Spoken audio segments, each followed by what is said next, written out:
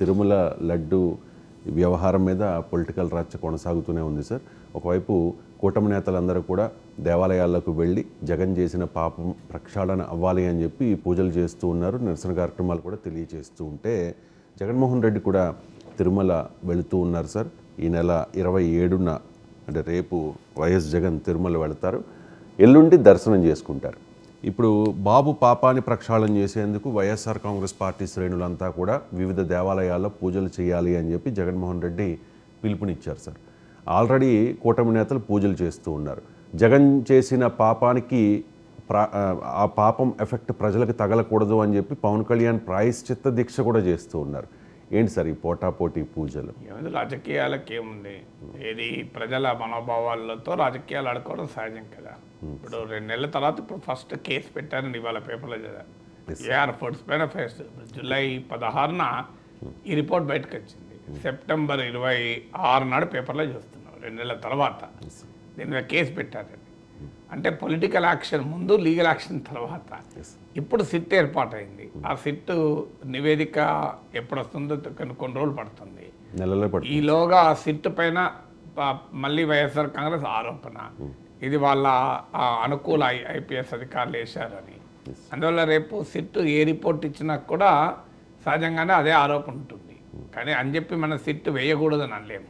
ఏదైనా మన రాష్ట్రమో కేంద్రమో ఎవరెవరు విచారణ జరపాలి కదా. సో విచారణ జరపకుండానైతే ఏది కాదు. కానీ విచారణ కన్నా ముందు రాజకీయం నడుస్తుంది. విచారణ తర్వాత అసలు జూలై 16న ఫస్ట్ టైం మనకి ఇది కంటామినేట్ అయింది, కల్తీ జరిగింది అని సమాచారం వచ్చాక 2 నెలల దాకా ఏమీ లేదు మనకు. ఈ మధ్య వారం రోజుల నుంచి ఇది. అందులో సహజంగానే టీడీపీ వైసీపీని టార్గెట్ చేయడం, కేవలం ఆ క్వాలిటీ ఆఫ్ నెయ్యికే కాకుండా జగన్మోహన్ రెడ్డి, కరుణాకర్ రెడ్డి వాళ్ళ మత విశ్వాసాలు, ఇది కుట్ర కోణము, ఇవన్నీ వాళ్ళు అటాక్ చేస్తున్నారు. దానికి కౌంటర్గా దాన్ని ఆ ఆరోపణను బలోపేతం చేసేందుకు ఈవెన్ తిరుపతి గుడిలో కూడా శాంతి యాగాలు చేశారు. మీరు అన్నట్లు పవన్ కళ్యాణ్ ప్రాయశ్చిత్త దీక్షలు చేశారు. సో దానికి కౌంటర్గా వైఎస్ఆర్ కాంగ్రెస్ పార్టీ వాళ్ళు కౌంటర్, లేదు ఇదంతా అబద్ధము, ఇదంతా కుట్ర, ఇదంతా చంద్రబాబు నాయుడు కావాలని చేస్తున్న రాజకీయము. సో అందువల్ల అసలు చంద్రబాబు నాయుడు చేస్తున్నదే పాపం, దానికి ప్రక్షాళన అంటూ వాళ్ళు చేశారు. సో అసలు ఎక్కడ దైవము, భక్తి, మతము, ఆధ్యాత్మికము అవన్నీ పక్కకు పోయి రాజకీయము. సేమ్ మనకు పోలవరం పైన, ఇసుక పైన, మద్యం పైన, మట్టి పైన, స్కిల్ పైన ఇలా 10 ఏళ్ళుగా మనం చూస్తున్నాం కదా. వాళ్ళు భూముల పైన ప్రతి దానిపైన ఆరోపణలు, ప్రత్యారోపణలు, వరదల పైన. సో ఏదాగింది రాజకీయంగా అన్నిటిపైన మీకు ఆంధ్రప్రదేశ్కి సంబంధించిన ఏ అంశమైనా ఇదే రకమైన రాజకీయం నడుస్తున్నది 2 పార్టీల మధ్య. అందులో దురదృష్టవశాత్తు వాళ్ళ తిరుపతి లడ్డు వస్తువైంది, ఈ రాజకీయానికి కాగూడని అంశం వస్తువైంది. సో ఇప్పటికైనా ఎవరైనా కోరుకున్నా, అయ్యా మీ రాజకీయాలు కొంత పక్కకు పెట్టండి, మీరు పోటాపోటీగా పూజలు, పోటాపోటీగా దీక్షలు, దీనివల్ల ఇంకా ఇంకా ఇంకా తిరుపతి లడ్డు పైన అనవసరపు చర్చ సమాజంలో పెరగడానికి ఉపయోగపడుతుంది. ఏది విచారణ జరిపించండి, విచారణలో తేలినాక శిక్షించండి. శిక్షిస్తే సమాజానికి అర్థమైపోతుంది కదా, పలానా వాడు దోషి. ఇంతవరకు ఎవరిని శిక్షించలే కదా, ఇప్పుడే కేసు పెట్టారు. 2 నెలలైనా ఎవరిని శిక్షించలేదు, ఎవరి మీద కేసులు పెట్టిందే లేదు. సో ఇప్పుడు ఫస్ట్ కేసు పెట్టారని అన్నారు ఏఆర్ ఫుడ్స్ పైన. మరి ఎందుకు 2 నెలల నుంచి కేసులు పెట్టలేదని అందరూ ఇప్పుడు అడుగుతున్న ప్రశ్న అది. 2 మంత్స్గా ఎందుకు డిలే చేశారు? మరి కారణం ఏంటి? నమ్మలేదా? కల్తీ జరిగిందని టెస్టింగ్ ల్యాబ్ నుంచి రిపోర్ట్ వచ్చినా మరి నమ్మలేదా?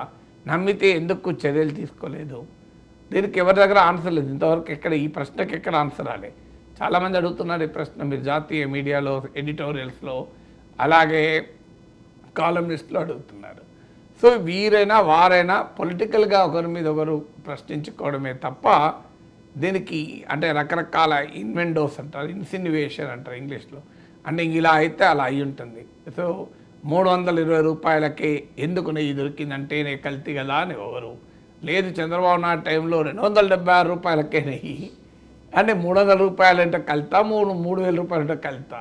అసలు యాక్చువల్గా దీన్ని ఒక స్టాండర్డ్ ల్యాబొరేటరీస్ పంపించి ఇర్రిఫ్యూటబుల్, ఎవరు క్వశ్చన్ లేని ఆధారాలు సేకరించి ఆ ఆధారాల ప్రాతిపదికమైన చర్యలు ఉండాల్సింది పోయి వచ్చింది ఇంతవరకు ఒక కాఫ్ అనే సంస్థ నుంచి వచ్చిన ఒక నివేదిక. అది కూడా అనేక రకాల క్యావియట్స్తో వచ్చింది. ఇలా అయితే ఇలా కావచ్చు, అలా అయితే ఫాల్స్ పాజిటివ్ ఉండవచ్చు, ఇలా రకరకాల క్యావియట్స్తో వచ్చింది. ఇమీడియట్గా చేయాల్సింది అంటే దాన్ని నేషనల్ ఫుడ్ ల్యాబొరేటరీస్ గాజియాబాద్, అది food safety standards authority of India ప్రకారం ఫుడ్ సేఫ్టీ విషయంలో మన దేశంలో అత్యున్నత సంస్థ. ఇప్పటివరకు ఆ సంస్థకు పంపింది లేదు. కనీసం ఒక నెక్స్ట్ లెవెల్ ఆఫ్ వెరిఫికేషన్ చేస్తాము, చేసి దీనికి ఏ రకమైన అవకాశం లేకుండా అసలు ఎవరు ప్రశ్నించడానికి కూడా వీలు లేకుండా ఉంటామనేటువంటి ప్రయత్నం జరగడం లేదు. ఏమైనా వీళ్ళు వాళ్ళ మీద వాళ్ళు వీళ్ళ మీద కొట్లాడుకుంటున్నారు, ఆరోపణలు చేసుకుంటున్నారు. అల్టిమేట్గా ఇది పొలిటికల్గా న్యూట్రలైజ్ అయిపోతుంది. ఏమున్నది వీళ్ళు పార్టీలు ఇప్పుడు వీళ్ళని తిట్టుకుంటారు, వాళ్ళని తిట్టుకుంటారు. పోలవరం నువ్వు నాశనం చేసినా నువ్వు నాశనం చేసినావు, ఇసుక నువ్వు తిన్నావంటే నువ్వు తిన్నావు, భూములు నువ్వు కబ్జా చేసినావు అంటే నువ్వు కబ్జా చేసినావు, వరదలకు నువ్వే కారణం అంటే నువ్వే కారణం. ఇప్పుడు మీరు వైసీపీ నేతల ఆక్రమణల వలన వరదలు వచ్చాయి టీడీపీ జనసేన, లేదు చంద్రబాబు నాయుడు ఇల్లు కాపాడుకోవడానికి వరదలు వచ్చాయని జగన్మోహన్ రెడ్డి. సో ఇలా ఒకరికొరు వాదించుకుంటూ ఆంధ్రప్రదేశ్ సమాజం కూడా అట్లే ఉంది.